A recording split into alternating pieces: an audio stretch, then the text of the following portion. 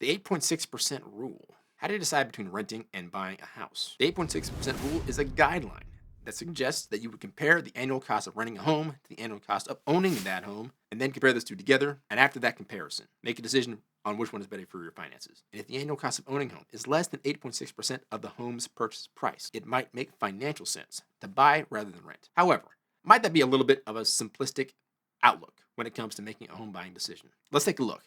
Starting off with a quick overview on the 8.6% rule. Effectively, what the 8.6% rule is asking you to do is to calculate the annual ownership cost. The first step in the 8.6% rule is to calculate the annual cost of home ownership. It is important to get a baseline on which path to choose when it comes to renting or owning. And to do that, you need to know the annual cost of home ownership. Where a lot of people tend to make a mistake, they don't take into account all the annual costs associated with home ownership, including mortgage payments, key point, principal and interest, also property taxes, homeowners insurance. Let's not forget maintenance costs and any homeowner association fees. There might be other costs associated, but those are just common ones off the top of my head. The next thing you do is you want to compare it to your annual rent. A lot of times, people don't take the full cost of renting into account. And the key point of the 8.6 rule is that you're doing a comparison with a similar property. Now, if the annual ownership costs are less than 8.6% of the home's purchase price, the rule suggests that buying may be a financially viable option. So less than 8.6% in year one, less than 8.6% in year two, less than 8.6% in year three, and so on.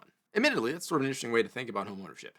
In any case, 8.6%, 10%, doesn't matter. It might be an oversimplification. You see, real estate decisions, like most financial decisions, are complex and involve various personal and financial considerations. Let's take a look at something you want to keep in mind, regardless of whether you use the 8.6% rule or some other rule. Starting with the market conditions. Real estate markets can vary widely, and these conditions can impact the cost of home ownership to a large degree. Consider the current state of the housing market in your area, and a key point is you want to consider the rental market in your area too. Part of the consideration for the rule is that you would want to consider similar properties that you either own or rented. But how do we define similar? Is it a viable option for you to rent a smaller unit than the home you are considering? Is it viable for you to live further away in a different neighborhood than the home that you're considering? All those can change the calculations of renting versus owning wildly. Another thing that can change the calculus wildly is your future plans. How long do you intend to stay in a particular location? Buying a home typically makes more financial sense in the long term. If you're looking to be more flexible in your location, to follow, let's say, financial opportunities or something like that, the financial calculus can be affected. Quick example,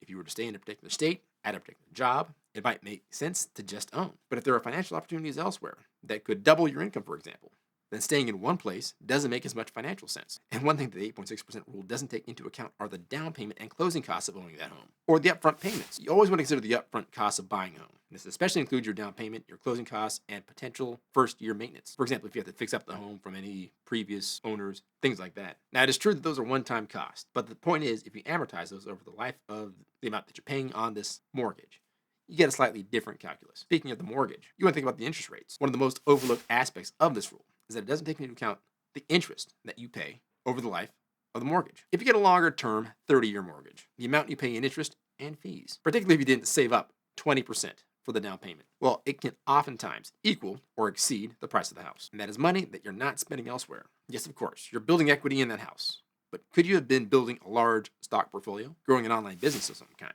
buying gold, crypto, etc.? While they're all risky, nevertheless, they have potentially larger upsides than the equity and possible appreciation of the house that you just purchased. Ultimately, the decision to rent or buy depends on your individual circumstance, your financial goals and your preferences. You definitely want to conduct a comprehensive analysis of your financial situation, and you want to consider both short and long-term factors, as well as the opportunity costs of owning a home versus owning another investment. Speaking of which, there should be a video on the screen right now discussing that very topic. This is Derek West for Finance Squared, and remember that a goal without a plan is a wish, and a goal with a plan and no action is a wish list. I'll catch you guys in the next video.